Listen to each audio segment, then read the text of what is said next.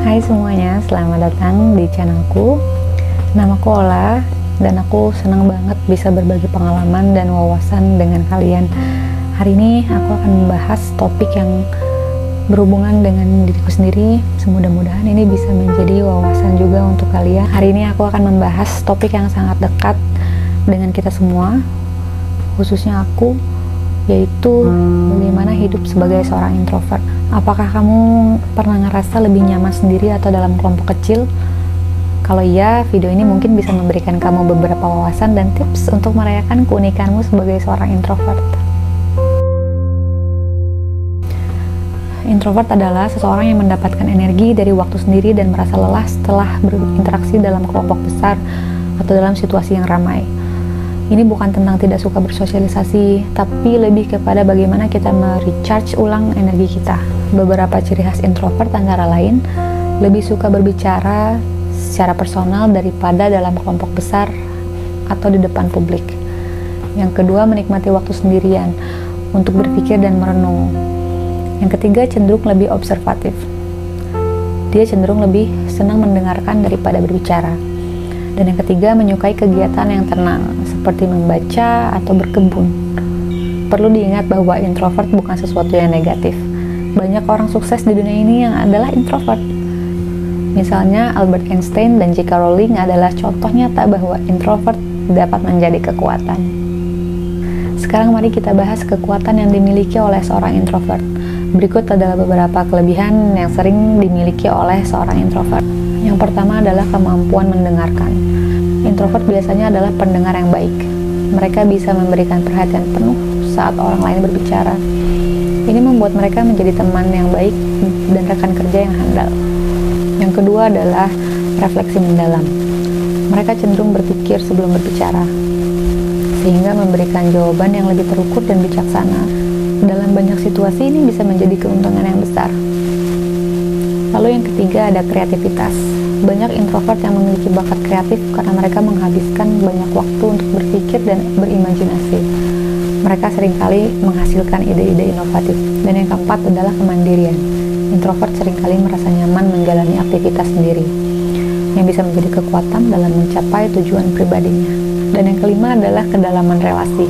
Ketika mereka menjalani hubungan, introvert cenderung membangun ikatan yang lebih dalam dengan orang-orang terdekat mereka karena mereka lebih memilih kualitas daripada kuantitas dalam hubungan sosial. Meskipun ada banyak kekuatan, hidup sebagai seorang introvert juga memiliki tantangan tersendiri. Mari kita bahas tantangan ini. Yang pertama adalah stereotip negatif. Banyak orang berpikir bahwa introvert itu pemalu atau antisosial, padahal itu tidak selalu benar. Ini bisa membuat kita merasa tertekan untuk berperilaku sesuai harapan orang lain. Yang kedua, itu ada kesulitan dalam situasi sosial. Situasi sosial besar bisa sangat melelahkan bagi introvert. Bahkan jika mereka ingin bersenang-senang, kita mungkin merasa terjebak antara keinginan untuk bersosialisasi dan kebutuhan untuk menyendiri. Yang ketiga adalah tekanan untuk beradaptasi.